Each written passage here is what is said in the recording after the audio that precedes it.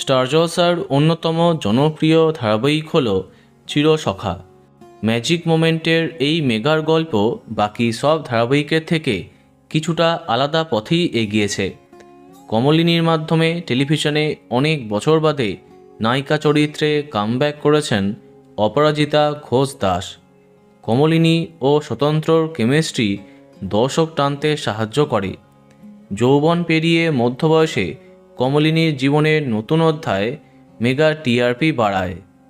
রাত 9টায় অনেক দিন একটানা স্লট অধিকার করেছে চিরসখা, কিন্তু নতুন প্রতিপক্ষের আগমন এবং গল্পের একঘেয়েমিতে টিআরপিতে পিছিয়ে পড়ে চিরসখা।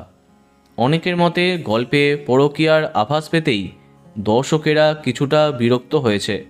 যাই হোক, চিরসখার বর্তমান অবস্থা খুব একটা ভালো নয়। এরই মাঝে সময় পরিবর্তন করা হলো ধারাবাহিকের। রাত 9টার প্রাইম স্লট ছেড়ে দিয়ে রাত 10টায় চলে যাচ্ছে চিরসখা। বলা বাহুল্য, এরপরে মেগা টিআরপি আরও অনেক কমে যাবে। আর স্টার জলসার পাইপলাইনে যেভাবে জনপ্রিয় তারকাদের মেগা ওয়েটিংয়ে আছে, তাতে টিআরপি কমতেই যে কোনো মুহূর্তে শেষ হয়ে যাবে সেটা বোঝাই যাচ্ছে।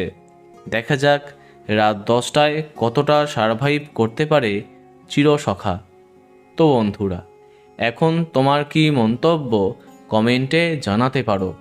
আর এই রকমই আরও অনেক ভিডিও পেতে সাবস্ক্রাইব কারেন্ট বস। ধন্যবাদ।